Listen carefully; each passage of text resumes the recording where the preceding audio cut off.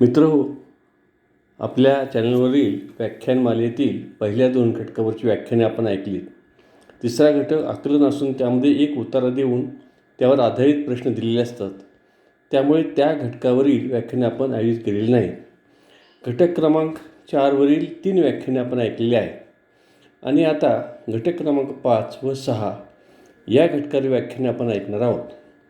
यासाठी Dayanand college of एज्युकेशनमधील अत्यंत अभ्यासू व तज्ज्ञ प्राध्यापक डॉक्टर के की जे या आमच्या ग्रंथाचे या घटकांचे लेखक आहेत. यामुळं या 2 घटकावरील व्याख्याने तेच देणार आहेत. हे दोन्ही घटक सर्वसामान्यपणे विद्यार्थ्यांना कठीण वाटतात, परंतु डॉक्टर शिंदे सरांची व्याख्याने ऐकल्यावर या घटकांबद्दलची भीती कमी होईल याची मला खात्री आहे. आपल्या चॅनलच्या वतीने मी त्यांचा अत्यंत आभारी आहे. आपण त्यांच्या व्याख्यानाचा लाभ घेणार आहोत. मित्रहो, मी डॉक्टर किसन जिजाबा शिंदे, प्राध्यापक DPB दयानंद शिक्षणशास्त्र महाविद्यालय सोलापूर. मित्रहो, आज आपण सेट पेपर 1 अध्यापन व संशोधन अभियोग्यता याविषयी माहिती घेऊयात. प्रामुख्यानं सेट परीक्षेसाठी पेपर क्रमांक 1चा अभ्यासक्रम यामध्ये एकूण 10 घटक आहेत. यापैकी गणितीय तर्क आणि अभियोग्यता हा जो घटक आहे याविषयी आज मी सविस्तर मार्गदर्शन करणार आहे. मी कोणत्याही स्पर्धा परीक्षेमध्ये गणितीय तर्क आणि अभियोग्यता हा विषय भाग अत्यंत महत्त्वाचा असतो. दुर्दैवानं बरेच शिक्षक विद्यार्थी या गणिताबद्दल मनामध्ये भीती बाळगून असतात. प्रत्यक्षात गणितीय तर्क यावरील उदाहरणे सोडवताना कोणत्याही पाठांतराची गरज भासत नाही. गणितीय तर्कासाठी फक्त विचार ही प्रक्रिया तुमची योग्य प्रकारे उपयोगात आणावी लागते. विचारामध्ये एखादा आशय समजून घेणं, त्या आशयाचं उपयोजन करता येणं, विश्लेषण करता येणं, संश्लेषण करता येणं, या मानसिक प्रक्रिया व्यवस्थित जमल्या की यावर आधारित उदाहरणे आपण सहजपणे सोडवू शकतो. यासाठी कोणत्याही प्रकारचं वाचन किंवा पाठांतर या गोष्टीची आवश्यकता नसते. आणि सगळ्यात महत्त्वाचं, स्पर्धा परीक्षेमध्ये गुणामध्ये जो फरक पडतो तो प्रामुख्यानं गणितीय तर्क आणि अभियोग्यता यातील तुम्ही परफॉर्मन्स कसा करता यावर अवलंबून असतो. मला खात्री आहे की आजचं हे व्याख्यान ऐकल्यानंतर तुमची गणितातील भीती बऱ्याच अंशी कमी झालेली असेल. चला, आज आपण गणितीय तर्क आणि अभियोग्यता यामधील अंकश्रेणी आणि अक्षर श्रेणी याविषयी अधिक माहिती घेऊयात. श्रेणीचे 2 प्रकार पडतात, एक अंक श्रेणी आणि एक अक्षर श्रेणी. आपणा सगळ्यालाच माहिती आहे की प्राथमिक शाळेमध्ये संख्या संचाचे विविध प्रकार आपण पाहिलेले होते. हे संख्या संच म्हणजे एक प्रकारची श्रेणीच असते. उदाहरणार्थ नैसर्गिक संख्या संच 1, 2, 3 असा अनंतापर्यंत. पूर्ण संख्या संच ज्याला आपण W म्हणतो 0, 1, 2, 3 असा अनंतापर्यंत. प्राईम नंबर्स किंवा ज्याला आपण मूळ संख्या म्हणतो त्याचा सुद्धा एक संच तयार आपल्याला करता येतो 2, 3, 5, 7 या क्रमानं. त्याचबरोबर विषम संख्यांचा संच, समसंख्यांचा संच ह्या सुद्धा एक प्रकारच्या श्रेणींचीच उदाहरणे आहेत. अक्षर श्रेणीमध्ये प्रामुख्यानं इंग्रजी वर्णाक्षराचा उपयोग जास्त प्रमाणात केला जातो. इंग्रजी वर्णाक्षर जी 26 आहेत याच्या क्रमावर आधारित काही उदाहरणं आपल्याला विचारली जातात. खरं तर या अक्षर श्रेणीवरील उदाहरणं सोडवताना अंक श्रेणींचा किंवा अंकावरील क्रियांचा वापर आपल्याला करावा लागतो. आपण सर्वप्रथम अंक श्रेणी किंवा त्याचे काही विविध प्रकार आपण पाहूयात. अंक श्रेणीचे विविध प्रकार आपणास माहीत हवेत. ते प्रकार आपण सर्वप्रथम पाहूयात. या ठिकाणी श्रेणीत वाढ किंवा घट झालेली काही उदाहरणे तुमच्या समोर आहेत. यावरून श्रेणीचे काही प्रकारही निश्चित केले गेलेले आहेत. फरक श्रेणी हा त्यातील पहिला प्रकार, की ज्यामध्ये 2 अंकामध्ये काहीतरी फरक निश्चित असतो. तो कदाचित बेरजेच्या स्वरूपात असेल किंवा वजाबाकीच्या स्वरूपात असेल. उदाहरण क्रमांक 1चं जर निरीक्षण तुम्ही केलं तर तुमच्या लक्षात येईल की या ठिकाणी 3, 11, 23 यामध्ये काहीतरी अंकाचा फरक दिसतोय. म्हणजे या ठिकाणी बेरीज झालेली आपल्या लक्षात येते, कारण श्रेणी वाढत गेलेली आहे. या ठिकाणी उदाहरण क्रमांक 2 मध्ये श्रेणी जी आहे ती लहान होत गेलेली आहे. याचा अर्थच असा आहे की या ठिकाणी 2 पदामध्ये वजाबाकी ही क्रिया केली गेलेली आहे. आणि म्हणून जर एखाद्या श्रेणीमध्ये घट झालेली असेल तर त्या ठिकाणी वजाबाकी ही क्रिया असण्याची शक्यता असते, आणि जर वाढ होत असेल तर त्या ठिकाणी बेरीज असेल. श्रेणीचे दुसरे प्रकार पटीतील श्रेणी. यामध्ये तुमच्या लक्षात येईल की वाढ जी आहे ती थोडीशी वेगाने होते किंवा पटीमध्ये होते. उदाहरण क्रमांक 3 मध्ये 12 आणि 12 म्हणजे 1 पटीनं वाढ झालेली आहे. 12 आणि 18 1.5 पटीनं वाढ झालेली आहे. म्हणजे या ठिकाणी काहीतरी पटीमध्ये वाढ झालेली आहे, म्हणून ही गुणाकार श्रेणी म्हटलं जातं. चौथं उदाहरण जे आहे ते भागाकार क्रियेचा वापर करून तयार केलेली श्रेणी, म्हणून या श्रेणीला सुद्धा पटीतील श्रेणीच, फक्त इथं भागाकार क्रिया असते आणि त्यामुळं अंक जे आहेत ते लहान लहान होत गेलेले तुम्हाला दिसतील. या ठिकाणी पहा 840, 210, 35 आणि 70चा जर विचार केला तर तुमच्या लक्षात येईल की 70 हा अंक 35च्या दुप्पट आहे, म्हणजे पटच आहे, फक्त भागाकार क्रिया केलेली आहे. तिसरा प्रकार जो आहे तो वर्ग व घन श्रेणी. या घन श्रेणीमध्ये प्रामुख्यानं इयत्ता 6वी 7वी इयत्तेमध्ये आपण प्रामुख्यानं वर्ग आणि घन शिकलेलो होतो. याच वर्ग आणि घनांचा वापर करून श्रेणी तयार केली जाते. कदाचित त्यामध्ये वर्ग संख्यांचा वापर करून गुणाकार क्रिया केली जाते, बेरीज क्रिया केली जाते, वजाबाकी क्रिया केली जाते आणि त्याच्या आधारे एखादी श्रेणी तयार केली जाते. उदाहरण क्रमांक 3 मध्ये उदाहरणार्थ या ठिकाणी 3चा वर्ग अधिक 1, त्या ठिकाणी 10 अंक येतोय. या ठिकाणी 36 अंक शोधण्यासाठी कदाचित मला या ठिकाणी 3चा घन अधिक 3 करावा लागेल. 10चा अंक मग 2चा घन अधिक 2 असंही करावे लागेल. म्हणजे कदाचित तो घन असेल किंवा कदाचित तो वर्ग सुद्धा असेल आणि पुढं काही अंक मिसळले जातात. अशा श्रेणींना वर्ग व घन श्रेणी असं म्हटलं जातं. अजून एक श्रेणीचा प्रकार आहे तो म्हणजे अपूर्णांक श्रेणी, की ज्यामध्ये अपूर्णांकाचा वापर केला जातो. यामध्ये कदाचित अंशांची एक श्रेणी वेगळी तयार केली जातात व छेदांची श्रेणी सुद्धा वेगळी तयार केली जाते. पाचवा प्रकार जो आहे तो अनेक बैजिक क्रिया एकाच वेळी वापरल्या जातात. म्हणजे बेरीज, वजाबाकी, गुणाकार, भागाकार अशा क्रियांचा वापर एकाच वेळी केला जातो. तर या श्रेणीला अनेक बैजिक क्रिया असणारी श्रेणी असंही म्हटलं जातं. काही श्रेणीमध्ये एकाच वेळी 2 श्रेण्या दिल्या जातात. अशा श्रेणीला 2 श्रेणी किंवा 3 श्रेणी असणाऱ्या अंक श्रेणीचा प्रकार म्हटलं जातं.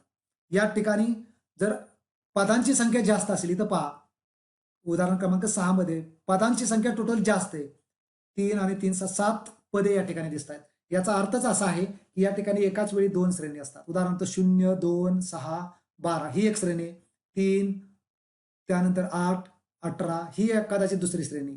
आणि त्यामुळे साहजिकच एकाच वेळी 2 श्रेणी असतील तर पदांची संख्या जास्त असते हे लक्षात घ्या. आणि शेवटचा प्रकार अंकगणितीय व भौमितीय श्रेणी, की ज्यामध्ये एखादं पद आपल्याला शोधावं लागतं. 10वं पद सांगा, 15वं पद सांगा, अशा प्रकारचे प्रश्न विचारले जातात. त्यावेळेस काही सूत्र आपल्याला वापरायला लागतात. त्याचा विचार आपण नंतर करूया. मित्रहो, आता आपण उदाहरण सोडवूयात.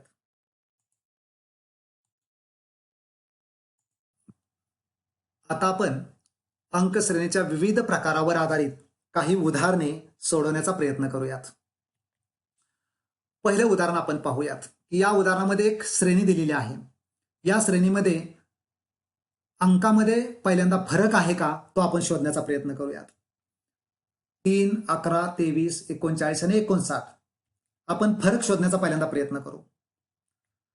3 आणि 11 यामध्ये जो फरक आहे तो 8चा फरक आहे. 11 आणि 23 यामध्ये फरक 12चा आहे. याच क्रमाने आपण विचार केला तर आपल्या लक्षात येईल की फरक 16, 20 या अंतराने येतोय. आता आपल्याला पुढचं पद शोधायचं. 59च्या पुढे कोणतं संख्या असेल तर साहजिकच आपल्या लक्षात आलं असेल फरकांची श्रेणी सुद्धा एक तयार झालेली आहे. यामध्ये 8, 12, 16, 20 आणि अर्थातच पुढचा जो अंक असणार आहे तो 24 असणार आहे, कारण 4चा फरक आपल्याला या ठिकाणी दिसतोय. म्हणजेच 59 मध्ये जर 24 आपण मिसळलं तर आपल्या लक्षात येईल की आपलं उत्तर 83 येतं. म्हणजेच या श्रेणीमधलं पुढचं पद जे असणार आहे ते 83 असणार आहे. म्हणजे आपला अचूक पर्याय बी आहे. दुसरी श्रेणी आपण पाहूयात. आता या ठिकाणी या श्रेणीचं निरीक्षण केल्यानंतर तुमच्या लक्षात येईल की या ठिकाणी श्रेणी उतरत्या क्रमाने गेलेली आहे. म्हणजे याचा अर्थ या ठिकाणी फरक जो आहे तो फरक वजाबाकीच्या स्वरूपात मांडला गेलेला आहे.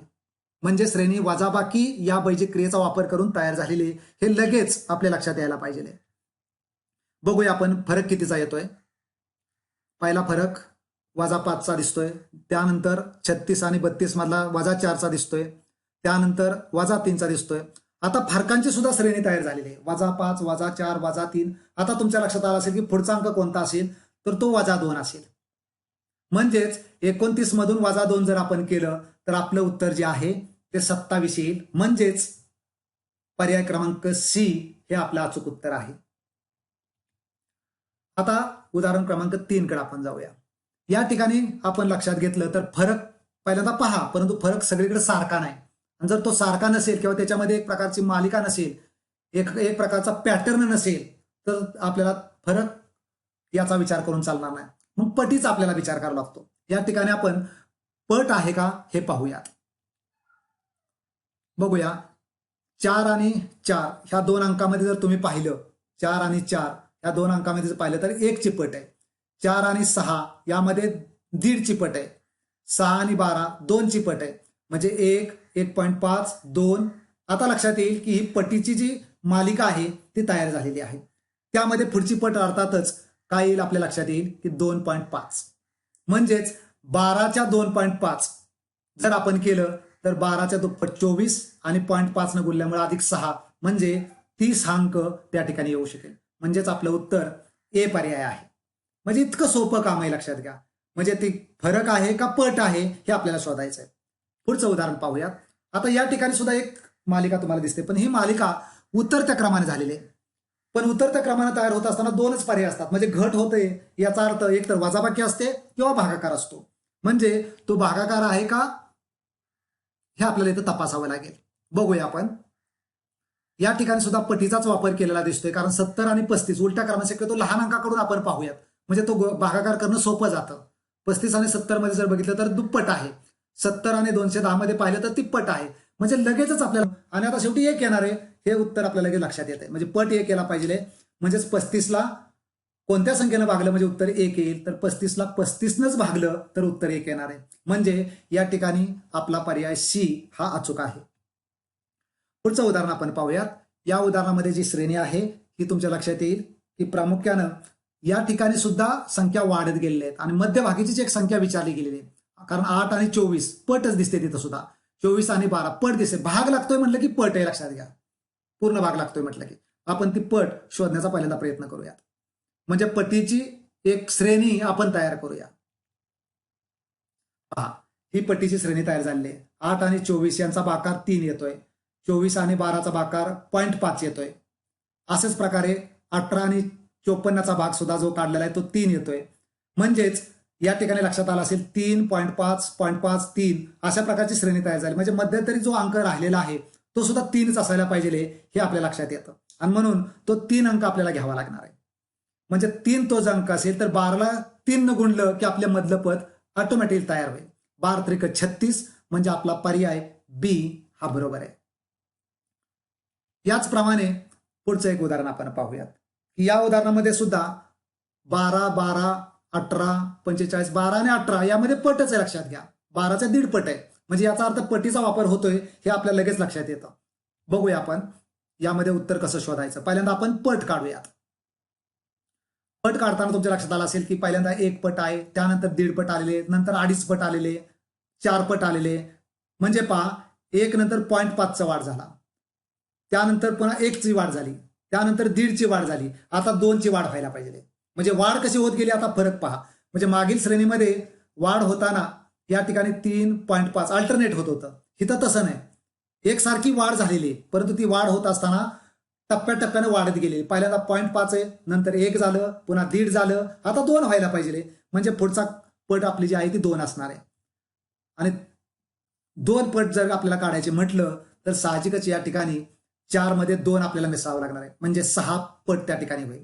म्हणजे 180ला 6 गुणल्याबरोबर आपल्याला या ठिकाणी उत्तर जे येणार आहे ते प्रामुख्यानं 1080. म्हणजे आपला पर्याय सी हा बरोबर आहे. आता यानंतरची श्रेणी आपण जी पाहणार आहोत ती म्हणजे वर्ग व घनसंख्या. या श्रेणी सुद्धा अत्यंत सोप्या असतात. फक्त यामध्ये काही वर्गसंख्या आणि काही घनसंख्या आपल्याला पाठ असणं गरजेचं आहे. पाठांतरही फार अवघड नाही. साधारण एक 10 संख्यापर्यंतचे वर्ग जर आपले पाठ असतील किंवा घनसंख्या जर आपल्या पाठ असतील तर मला वाटतंय श्रेणी ओळखायला खूप सोपेपणा येतो. त्या पुढील सुद्धा अंक जर पाठ असतील तर चांगलीच गोष्ट आहे, परंतु जरी पाठ नसतील तरी देखील आपल्याला त्याचा अंदाज करता येतो. कारण ह्या संख्या बघितल्याबरोबर आपल्याला लगेच तर्क लावता येतो. आणि जर संख्याच पाठ नसतील ह्या तर कदाचित मग तर्क लावताना आपल्याला वेळ जाऊ शकतो. म्हणून हे अंक दिसले की लक्षात ठेवायचं की या ठिकाणी वर्ग किंवा घन श्रेणी आहे. बघूया आपण ही वर्ग आणि घन श्रेणीवर आधारित उदाहरणं कशी मांडली जात आहेत. वर्ग श्रेणीची काही उदाहरणं तुम्हाला मुद्दाम इथे दिलेली आहेत पहा. 1, 4, 9 म्हणजे या ठिकाणी 1चा वर्ग झालाय, 2चा वर्ग झालाय, म्हणजे ही सुद्धा एक श्रेणीच आहे. त्याच्या पुढचा अंक तुम्हाला विचारतील. कदाचित पुढच्या बाजूला वर्ग श्रेणी घेतली ना अधिक 1 अंक घेतलेला आहे. काय नाही, फक्त 1 अंक आहे. 1चा वर्ग अधिक 1, 2चा वर्ग अधिक 1, 3चा वर्ग अधिक 1. म्हणजे या ठिकाणी सुद्धा काय केलंय, फक्त 1 मिसळलेलं आहे. त्यानंतर या ठिकाणी तुमच्या लक्षात येईल की तिसऱ्या उदाहरणामध्ये प्रामुख्यानं 1 वजा केलेलं आहे. म्हणजे आता पहिला अंक समजा 1, 1चा वर्ग वजा 1 म्हणजे उत्तर 0, 2चा वर्ग 4 वजा 1 उत्तर 3, 3चा वर्ग 9 वजा 1 8. म्हणजे अशा पद्धतीनं श्रेणी इथं तयार झाली. म्हणजे वर्ग संख्येच्या जवळचा अंक त्यामध्ये कदाचित बेरीज करतील, कदाचित वजाबाकी करतील, तर एवढाच विचार या ठिकाणी करायचा आहे. मग तो वर्ग संख्या आहे का घनसंख्या आहे, सेम विचार इकडे उजव्या बाजूला तुम्हाला दिसतोय. या ठिकाणी घनसंख्यांचा विचार केलेला आहे. म्हणजे 1चा घन 1, 2चा घन 8, 3चा घन 27. आता इथं करताना तेच केलेलं आहे. 1चा घन अधिक 1 म्हणजे 1 अधिक 1 2 झालेलं आहे. पुढचं उदाहरण जर इथं बघितलं तर 2चा घन 8 आहे, त्याच्यामध्ये 1 मिसळलेला आहे म्हणजे 9 झालेलं आहे. 3चा घन 27 आहे, त्याच्यामध्ये 1 मिसळलेला आहे म्हणून 28 झाले. म्हणजे अशा पद्धतीनं घन श्रेणीचाही वापर सेम अगदी वर्ग श्रेणीसारखाच केला जातो. म्हणून आपल्याला वर्ग संख्या आणि घनसंख्या जर पाठ असतील किमान 10 अंकापर्यंतचे तरी देखील आपल्याला अंदाज करता येतो, तर्क लावता येतो आणि लगेचच उत्तर आपल्याला शोधता येतं. चला आपण यावर आधारित काही उदाहरणं सोडवण्याचा प्रयत्न करूया. या श्रेणीत कोणता अंक चुकीचा आहे. आता तुमच्या लक्षात आला असेल पहा, 1, 9, 25, 81 सहज लक्षात येत आहे की आपल्याला या वर्ग संख्या आहेत. फक्त 50 अंक जो आहे हा वेगळा दिसतोय. म्हणजे इतकं काम सोपं आहे याच्यामध्ये. म्हणजे वर्ग संख्या एकदा आपल्या लक्षात आल्या की आपल्याला उत्तर शोधणं अत्यंत सोपं जातं. वर्ग संख्या यामध्ये आहे तेवढ्या वेगळ्या मी केलेल्या आहेत आणि 50 हा मात्र वर्ग संख्या नाही आणि त्यामुळे ती संख्या या ठिकाणी बाजूला पडते. या श्रेणीत कोणता अंक चुकीचा आहे, इथं अगदी तोच विचार आहे पहा. फक्त इथं काय केलेलं आहे, वर्ग संख्या किंवा घनसंख्येमध्ये काही अंक मिसळण्याचा प्रयत्न केलेला आहे. बघा आता या ठिकाणी 9 हा अंक आलेला आहे, 28 आलेला आहे, म्हणजे तिथं घनसंख्येच्या जवळ तो अंक येतोय. 64 आलेला आहे किंवा 126 आलेला आहे. तर घनसंख्येच्या जवळ, वर्ग संख्येच्या जवळ येत नाही. 8चा वर्ग 64 आहे नाहीच नाही. पण बाकीच्या संख्या जर आपण बघितल्या तर या ठिकाणी कुठल्याही संख्या वर्ग किंवा घनसंख्येच्या जवळ आलेल्या दिसत नाहीत. बघूया आपण यामध्ये पर्याय कसा तयार करता येतो. घनसंख्या आपण पाहूयात कसा तयार झालेला आहे. पहा, पहिली संख्या 1चा घन अधिक 1, दुसरी आहे 2चा घन अधिक 1, तिसरी आहे 3चा घन अधिक 1 आणि चौथी मात्र 4चा घन 64 अधिक 1 65 असायला पाहिजे होती, पण मात्र ती दिलेली नाही. म्हणजे आपलं उत्तर जे आहे ते सी पर्याय आहे 64. पुढचा पर्याय आपल्याला बघण्याची गरज भासणार आहे, कारण पुढचा पर्याय सुद्धा 5चा घन 125 अधिक 1 म्हणजे 126. म्हणजे 64 ही संख्या या ठिकाणी आपलं उत्तर आहे, ते आपल्याला शोधावे लागेल. म्हणजे हेच वेगळी संख्या या ठिकाणी आपल्याला पाहायला मिळते. पुढचं उदाहरण पाहूयात आपण. या उदाहरणामध्ये प्रामुख्यानं तुमच्या लक्षात आलं असेल की वर्ग श्रेणीचाच वापर केलेला आहे. पण ही वर्ग श्रेणी कधी कधी गुंतागुंतीची टाकतात. म्हणजे कधी बेरीज करतात, कधी वजाबाकी करतात किंवा एकाच वेळी दोन्ही क्रिया करतात. बघूया आपण याच्यामध्ये काय फरक पडलेला आहे का. पाहूया आपण तो फरक कसा दिसतोय तो. पहा, पहिली 2 संख्या मी वर्गीकरण करून टाकलं, त्याची मांडणी कशी किंवा पॅटर्न म्हणूया आपण, तो आकृतीबंध मांडून घेतला.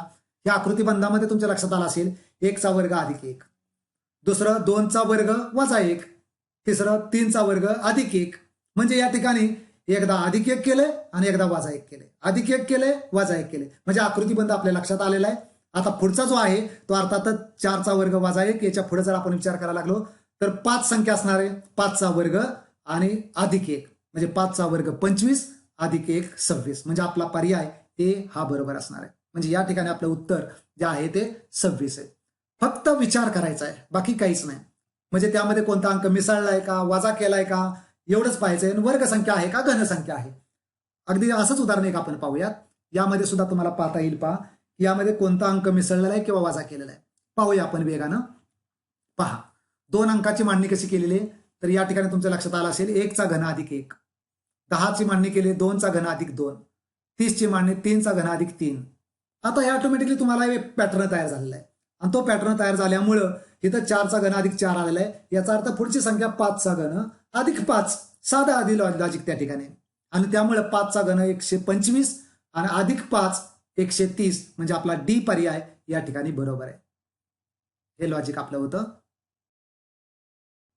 मित्र हो, आतापर्यंत आपण विविध बैजिक क्रियांनी तयार झालेली श्रेणी पाहिली, त्याचबरोबर वर्ग आणि घन यांना तयार झालेली श्रेणी पाहिली. आता एकाच वेळी कदाचित 2 क्रियाचा वापर केला जातो किंवा कदाचित दिलेल्या श्रेणीमधील अंकामध्येच काहीतरी संबंध प्रस्थापित केलेला असतोय. तर तशा प्रकारच्या काही श्रेणी आपण पाहूयात. आता या ठिकाणी जर या श्रेणीचं निरीक्षण तुम्ही केलं तर तुमच्या लक्षात येईल की यामध्ये बेरीज, वजाबाकी, गुणाकार, भागाकार, वर्ग आणि घन याचा कोणताही संबंध तुम्हाला दिसणार नाही. तो तपासायला हरकत नाही, परंतु तो जर संबंध नसेल तर पुढचा विचार आपल्याला करावा लागेल. आता या ठिकाणी पुढचा विचार म्हणजे याचा अर्थ असा की त्या 2 अंकामध्ये, श्रेणीमधील 2 अंकामध्ये काय संबंध येतोय का याचा विचार. आता 3 आणि 7 यामध्ये काय संबंध आहे का, 7 आणि 23 मध्ये काय संबंध आहे का, 23 आणि 95 मध्ये काय संबंध आहे का. तर तशा प्रकारे सुद्धा कदाचित काही श्रेणी तयार होतात. आता तोच संबंध मी शोधून काढलेला आहे, आपण बघूयात. पहा 7 आणि 3 मध्ये संबंध, 3ची दुप्पट केली आणि 1 मिसळलं 7 येत आहे. 23 मध्ये सुद्धा तोच असणार, 23 आणि 7 मध्ये 7ची तिप्पट केली आणि 2 मिसळलं. याच क्रमानं आपण जर श्रेणी तयार केली तर तुमच्या लक्षात येईल की गुणाकार क्रिया जी आहे ती वाढत गेलेली आहे आणि बेरीज सुद्धा वाढत गेली. गुणाकार इथं 2 होता, इथं 3 झाला, इथं 4 झाला. बेरीज इथं 1 होती, इथं 2 होती, इथं 3 होते. म्हणजे पॅटर्न आपल्या लक्षात आला आहे. या पॅटर्नमुळे पुढचा पॅटर्न आपला असा असणार आहे. 95 संख्या जी आहे त्या 95 संख्येची आपल्याला 5 पट करावी लागेल आणि बेरीज जी आहे ते 3 ऐवजी आता येतं 4. आणि ह्याचं उत्तर जर तुम्ही काढलं तर हे उत्तर 479 येतं. म्हणजेच आपला पर्याय ए ह्याचं उत्तर आहे. असंच एक दुसरं उदाहरण आपण पाहूयात. इथं पहा या संख्यामध्ये काय संबंध येतोय का आपण शोधूयात. मगाच्या सारखंच सेम आहे. पहा यामध्ये 11चा संबंध 300 जोडूया, त्यामध्ये 3 त्रिक 9 अधिक 2. 35चा संबंध 1100 जोडूया, 11 3 33 अधिक 2. आता हळूहळू पॅटर्न लगेच लक्षात येतो. पहा 1 किंवा 2 पद जरी मांडले तर आपल्याला पॅटर्न लक्षात येतो. गुणिले 3 प्रत्येक ठिकाणी स्थिर आहे. पहा इथं 3 आहे, इथं 3 आहे, इथं 3 आहे. बेरीज सुद्धा स्थिर झालेली आहे. पहा इथं 2 आहे, इथं 2 आहे, इथं 2 आहे. म्हणजे सगळीकडे पॅटर्न तोच ठेवलेला आहे, गुणिले 3 अधिक 2. इथं तसं झालेलं नव्हतं. इथं गुणाकार क्रिया वाढत गेली होती. पहिल्यांदा दुप्पट केली, नंतर तिप्पट केली, नंतर चौपट केली. बेरीज सुद्धा अगोदर 1 घेतली, नंतर 2 घेतली, नंतर 3 घेतली. तसं इथं नाही. इथं पॅटर्न जो आहे तो स्थिर आहे. आकृती आता सांगितल्याप्रमाणे गुणिले 3 अधिक 2 म्हणजे हा पॅटर्न आपला फिक्स झाला. म्हणजे तो पॅटर्न आपण मांडून घेऊयात. पहा 107 जो अंक आपल्याला त्याच्या पुढचा अंक शोधायचा म्हणून 107ची तिप्पट करावं लागेल अधिक 2. हे जर उत्तर काढलं तर 323 अंक येतो. म्हणजे आपला पर्याय डी हा या ठिकाणी बरोबर आहे. आता अजून थोड्याशा मिक्सड स्वरूपातल्या श्रेणी आपण बघूयात. म्हणजे एकाच वेळी 2 श्रेणी सुद्धा कधी कधी दिल्या जातात. जर ज्यावेळेस संबंधच आपल्याला सापडत नाही किंवा नेहमी लक्षात ठेवायचं जर श्रेणीमध्ये अंक जास्त आहेत. आता या ठिकाणी 5 टोटल अंक आहेत 3 अधिक 3 6 7. जवळजवळ 5 ते 6च्या पुढे जर अंक आले तर समजायला हरकत नाही की त्या 2 श्रेण्या एकाच वेळी आहेत. आणि जर अंक 3 किंवा 4च असतील तर ती एकच स्वरूपातली श्रेणी असते. आता या ठिकाणी श्रेणी 2 आहेत, त्या अल्टरनेट असतील, कदाचित 3 श्रेण्या सुद्धा देतात. आता या ठिकाणी अल्टरनेट श्रेणी आहे याचा विचार आपण करूया. उदाहरण दाखल 0 2 6 12 ही एक श्रेणी असेल. 3 8 18 आणि त्याच्या पुढचा अंक. त्या 2 श्रेण्या आपण वेगळ्या करून मांडूयात. पहिल्यांदा त्यातील पहिली श्रेणी म्हणून हे उदाहरण मिश्र श्रेणीचं आहे. 0 2 6 12 म्हणजे ही अल्टरनेट श्रेणी घेतली 0, 2, 6 आणि 12 याप्रमाणे आपण या ठिकाणी मांडणी करूयात. पहा याची रचना कशी झाली आपल्या लक्षात येईल. पहा आता इथं वर्ग श्रेणीचा वापर केलाय. 1चा वर्ग वजा 1, 2चा वर्ग वजा 2, 3चा वर्ग वजा 3, म्हणजे ज्याचा वर्ग करतोय त्याच संख्येनं वजा करायचं. आणि या पॅटर्नमुळे आपल्याला लगेच लक्षात येईल. अर्थात या श्रेणीचा उपयोग आपल्याला इथं अंक काढण्यासाठी होणारच नाही. त्यामुळे ती श्रेणी जरी तुम्ही शोधली नाही कधी तरी चालू शकते, परंतु आपल्याला ती माहिती असावी म्हणून तुम्हाला या ठिकाणी सांगितले. दुसऱ्या श्रेणीचा आपला संबंध येतो कारण 3, 8, 18 आणि पुढचा अंक त्या श्रेणीमध्ये बसणार आहे म्हणून ती श्रेणी आपण विचारात घेऊया. बघूया 3, 8, 18 आणि पुढचा अंक त्या श्रेणीमध्ये आहे, पहिल्या श्रेणीमध्ये नाही तो. त्यामुळे पहिली श्रेणी जरी तुम्हाला ओळखता आली नाही तरी काही अडचण येणार नाही, पण दुसरी श्रेणी मात्र तुम्हाला इथं ओळखावी लागेल. बघूया आपण त्या श्रेणीमध्ये कसा तयार झाला पॅटर्न. तर इथं तुमच्या लक्षात येईल की गुणिले 2 अधिक 2 एवढा साधा विचार या ठिकाणी तयार झालाय. पहा 3 गुणिले 2 अधिक 2 म्हणजे मागल्या श्रेणीचा आधार आहे. प्रत्येक ठिकाणी तो अंक तयार झाला म्हणजे मागील जो विचार आपण केला होता तोच विचार इथं झालाय. 3 आणि 8 मधला संबंध काढला, 8 आणि 18 मधला संबंध काढला, 18 आणि पुढच्या अंकाचा संबंध काढायचा म्हणजे 18 गुणिले 2 अधिक 2 म्हणजे दुप्पट करायचे आणि 2 मिसळायचं. हा पॅटर्न इथं तुम्हाला जो दाखवलेला दिसतोय ना, हाच आकृतीबंध तयार झालेला आहे आणि त्याच्या आधारे आपल्याला पुढचा अंक लगेच मांडता येईल जो उत्तर आहे 38. म्हणजे आपला पर्याय ए हा बरोबर आहे. असंच एक उदाहरण आपण पाहूयात. ही अपूर्णांक श्रेणी लगेच लक्षात आपल्या येते. अपूर्णांक श्रेणीमध्ये नेहमी लक्षात ठेवायचं की अंशामध्ये काय संबंध आहे का किंवा छेदामध्ये काय संबंध आहे का हे आपल्याला बघायला हरकत नाही. पाहूयात आपण अंश श्रेणी. पहिल्यांदा आपण पाहूयात अंश श्रेणी मांडून घेतली. बघूया अंश श्रेणीमध्ये 2, 4, 7, 11 अगदी सहज लक्षात येते आपल्या. या ठिकाणी फरक पडलेला आहे. कितीचा फरक पडलाय तो मांडून घेऊयात. 2चा फरक आहे, 3चा आहे, 4चा आणि ऑटोमॅटिकली आता पुढचा फरक जो आहे तो 5चा असणार आहे. म्हणजे 11 आणि 5 पुढे येणार आहे म्हणजे 11 आणि 5 16. याचा अर्थ पहिला येणार जे उत्तर आहे त्याचा अंश 16 असणार आहे. अगदी हाच विचार छेदासाठी आपल्याला करायचा आहे. छेद श्रेणी कशी तयार झाली आपण बघूयात. इथं पाहूया 3 आणि 7 मध्ये काय संबंध येतोय का. फरक 4चा आहे, नंतर 6चा आहे, नंतर 8चा आहे. म्हणजे पॅटर्न लक्षात आलाय. 4, 6, 8 2-2चा फरक पडतोय म्हणजे पुढचा अंक 10 असणार आहे. म्हणजे 21 आणि 10 31 होणार म्हणजे त्याचा छेद 31 असणार आहे. म्हणजे आपलं उत्तर जे आहे ते डी पर्याय आहे 16/31. अजून एक उदाहरण तुमच्या समोर या ठिकाणी पाहूयात आपण.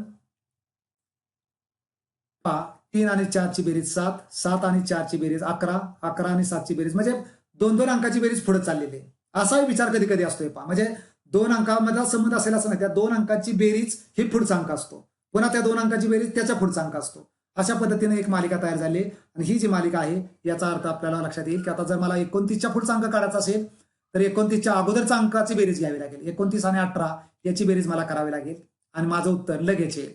म्हणजे इथं अतिशय सोपा विचार आहे. फक्त तो विचार तुम्हाला नंतर करायचा आहे. म्हणजे ज्यावेळेस कुठलाच संबंध दिसत नाही, बेरीज वजाबाकी गुणाकार भागाकार हे संबंध दिसत नाहीत, त्यावेळेस मात्र आपल्याला त्या अंकामध्ये काय संबंध येतोय का हे शोधावं लागेल.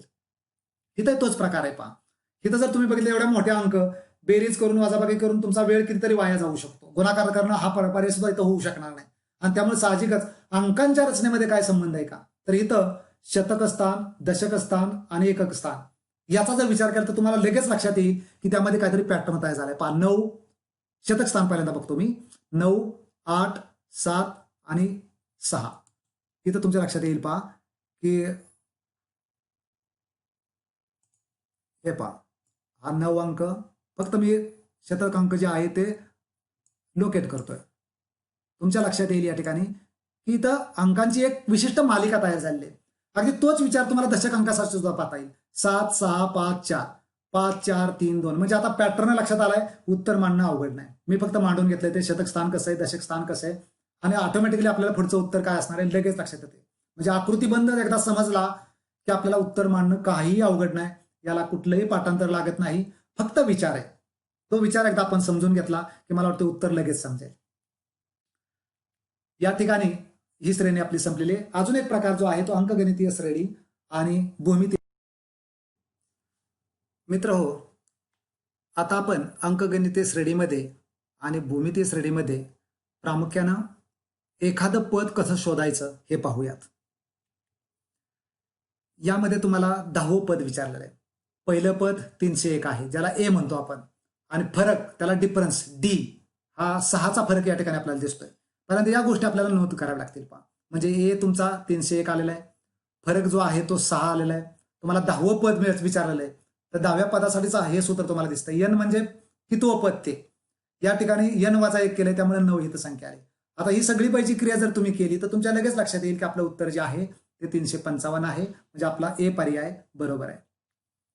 या ठिकाणी सुद्धा तुमच्या लक्षात येईल की इथली श्रेणी जी आहे ती 7, 14, 28, 7च्या दुप्पट 14, 14च्या दुप्पट 28, म्हणजे पटीत वाढ झालेली आहे. म्हणजे काम सोपं आहे पहा. म्हणजे या ठिकाणी भूमितीय श्रेणी आहे. बघूया आपण. एनवे पद आपल्याला विचारलेलं आहे. या ठिकाणी 7 गुणिले 2चा 5वा घात, कारण एन पद कितवं आहे तर तुमचं 6वं आहे, त्यातनं 1 कमी केला म्हणजे 5. ए तुमचं पहिलं पद 7 आणि आर जो आहे तो पट किती आहे तर इथं दुप्पट आहे. 7ची दुप्पट 14, 14ची दुप्पट 28, म्हणजे इथं 2 जे आहे ते पट आहे आणि त्या पटीचा वापर केलाय आणि ही क्रिया मांडून या ठिकाणी उत्तर दिलेलं आहे. अगदी साध्या स्वरूपातलं कॅल्क्युलेशनचं सहज तुम्हाला हे उत्तर सोडवता येईल. आता आपण अक्षर श्रेणीकडे जाणार आहोत. मित्र हो, आता आपण अक्षर श्रेणीवर आधारित उदाहरणे अभ्यासूयात. अक्षर श्रेणीमध्ये प्रामुख्याने इंग्रजी वर्णाक्षराचा क्रम आपणास लक्षात ठेवावयास हवा. सर्वसाधारण या प्रश्नाचं स्वरूप पुढील प्रमाणे असते. इंग्रजी अक्षरांची मालिका आपल्याला दिलेली असते. त्यामध्ये कॅपिटल किंवा स्मॉल अक्षर यांचा वापर केला जातो. उजव्या बाजूला तुम्हाला ही श्रेणी दिसते पहा. काही ठिकाणी तुम्हाला अक्षर गट एकत्रित करून सुद्धा मालिका दिली जाते. ह्या अक्षरांची उलट किंवा सुलट क्रमानुसार ही मालिका तयार केलेली असते. त्याचा शोध आपल्याला त्या उदाहरणाच्या अनुषंगाने घ्यावा लागतो. मालिकेत अक्षर किंवा अक्षरांचे गट कशा क्रमाने आलेले आहेत याचा शोध घेऊन आपल्याला उत्तर शोधावयाचे असते. प्रामुख्याने काही ठिकाणी या अक्षरामध्ये अंकांचा सुद्धा वापर केला जातो. म्हणजे अक्षर मालिका आणि अंकांची मालिका एकत्रित करून सुद्धा काही उदाहरणे आपल्याला दिली जातात. त्याचबरोबर काही ठिकाणी स्वरांचा वेगळा विचार केला जातो. इंग्रजीमधील स्वर आपणास माहीत आहेत, ए, ई, आय, ओ, यू. मग त्या अक्षराच्या संदर्भात एखादी श्रेणी तयार झाली आहे किंवा नाही हे सुद्धा आपणास तपासावे लागते. अक्षर श्रेणीमध्ये प्रामुख्याने 26 अक्षरांचा विचार आपण करत असतो. यामध्ये स्वर जे आहेत ते लाल अक्षराने मुद्दाम होऊन मी या ठिकाणी दर्शवलेले आहेत. अक्षरांचा सुलट क्रम या ठिकाणी मी दिलेला आहे. जर तुम्हाला अक्षरांचा उलट क्रम शोधावायचा असेल तर अक्षरांचा उलट क्रम बरोबर 27 वजा सुलट क्रम या सूत्राचा वापर करा. उदाहरणादाखल समजा बी या अक्षराचा उलट क्रम काय आहे हे मला शोधायचे असेल तर मला 27 वजा 2 म्हणजे बी या अक्षराचा उलट क्रम हा 25 आहे.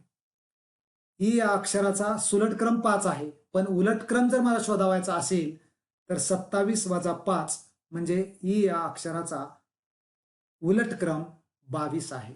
याप्रमाणे कोणत्याही अक्षराचा उलट क्रमही आपणास शोधता येतो. आता काही उदाहरणे आपण पाहूयात. यामध्ये एकाच अक्षराची मालिका तुम्हाला दिलेली. उजव्या बाजूला मुद्दाम वर्णाक्षराचे क्रम मी दिलेले आहेत. या आकृतीचं निरीक्षण केल्यावर तुमच्या लक्षात येईल की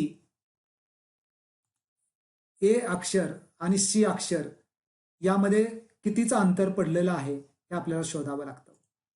उदाहरणार्थ ए अक्षर या ठिकाणी दिसते आपणास, सी अक्षर आहे, यप अक्षर आहे,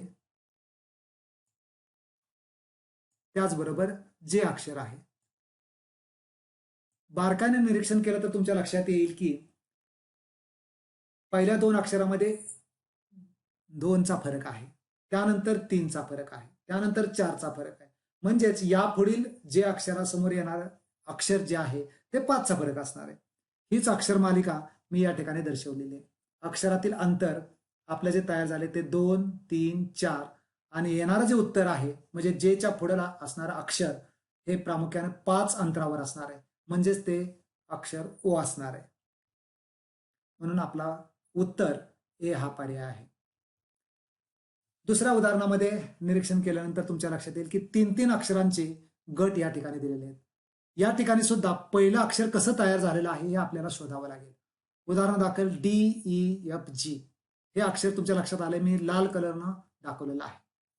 त्यामुळे साहजिकच हे अक्षर सुलट क्रमाने एक एक अंकानं पुढे सरकलेलं आहे, म्हणजेच पुढील अक्षर माझं यच असणार आहे.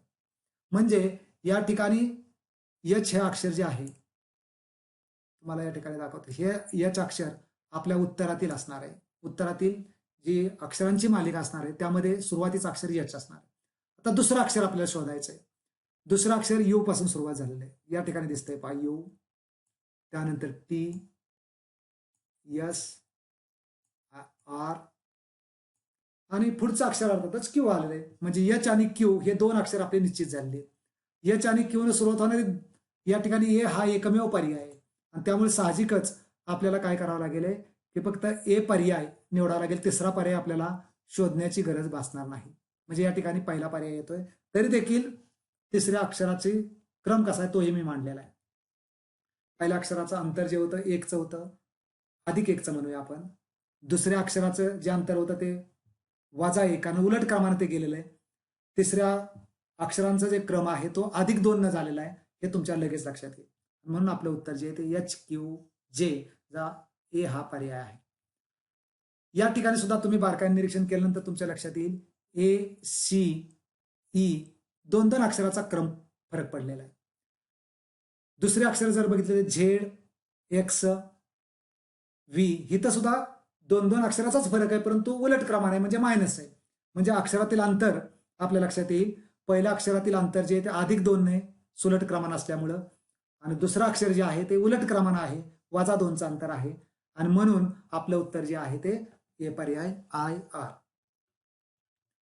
याचप्रमाणे पुढील उदाहरण आपण पाहूयात की या ठिकाणी तुमच्या लक्षात येईल की अक्षराबरोबर अंकांची मालिका सुद्धा दिलेली आहे. या ठिकाणी अंक जे आहेत हे 5, 7, 10, 14. मग तुम्हाला साहजिकच त्यामध्ये एक नातं शोधावं लागेल. त्याचबरोबर अंकांची मालिका NKHE याची मालिका तुम्हाला शोधावी लागेल. बघूया आपण.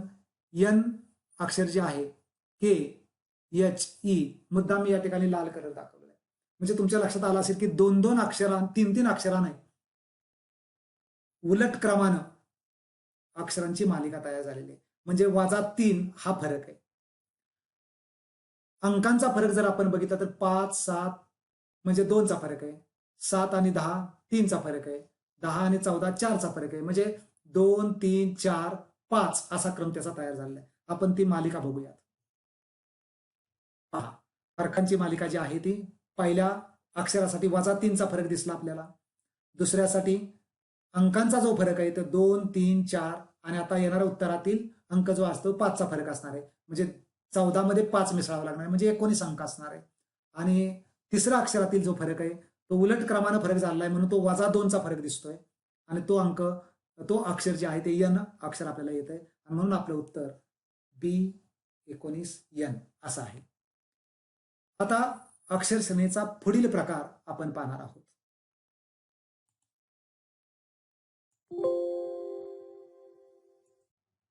मित्र हो, यानंतर आपण अक्षर अंक श्रेणीमध्ये अजून एक वेगळ्या उदाहरणाचा प्रकार पाहूयात. या उदाहरणामध्ये वर्णाक्षराचा क्रम आपल्याला विचारात घ्यावा लागत नाही.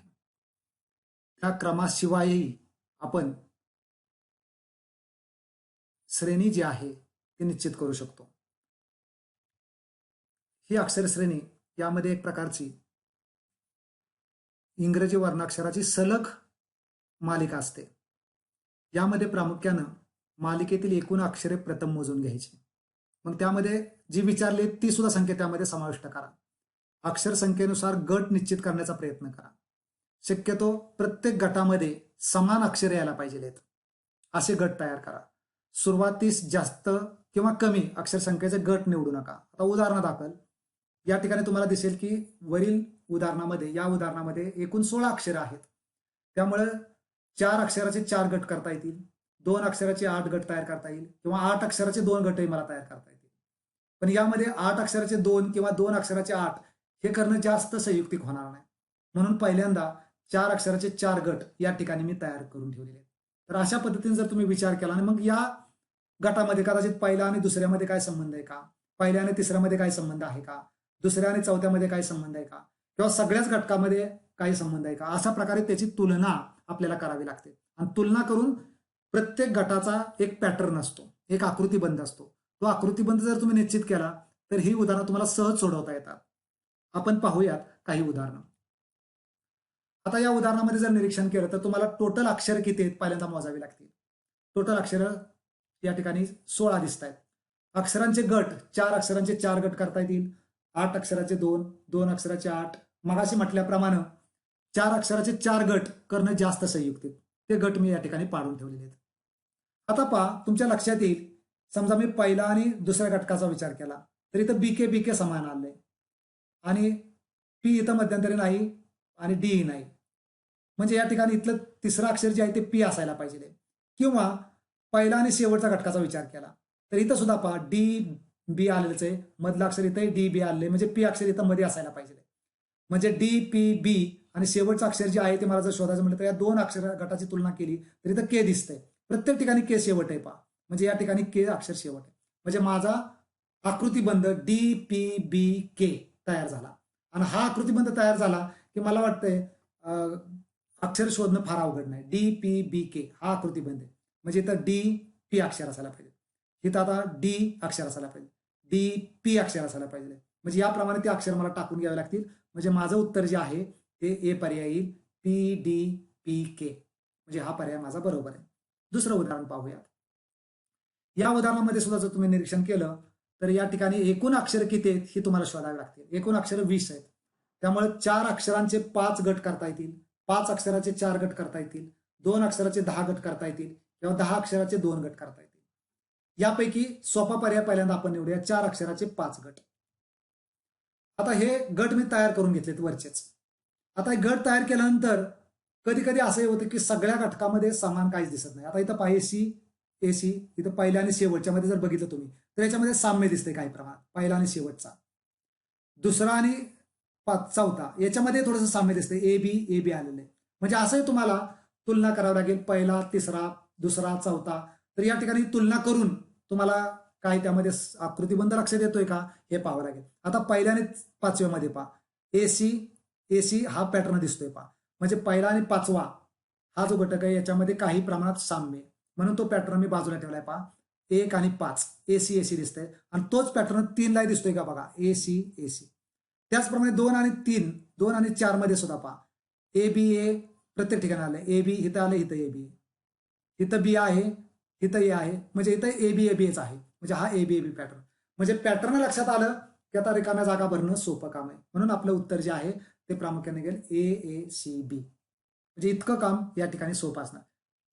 मित्र हो, आता केलेलं जे मार्गदर्शन आहे याच्या आधारे बऱ्याच गोष्टी तुमच्या क्लिअर झाल्या असतील, याबद्दल मी आशावादी आहे. तरी देखील तुम्हाला काही अडचणी असतील किंवा अजून अधिकचं मार्गदर्शन हवं असेल तर मी, माझे गुरुवर्य डॉक्टर रहना जगताप, माझे सहकारी डॉक्टर VB किडगावकर सर यांनी सेट नेट परीक्षेसाठी पेपर 1 वर आधारित असणारे अध्यापन व संशोधन अभियोग्यता या पेपरशी संबंधित जे पुस्तक आहे याचाही संदर्भ तुम्ही घ्यावा. तुमच्या शंकांचं निरसन यामध्ये होऊ शकेल. धन्यवाद.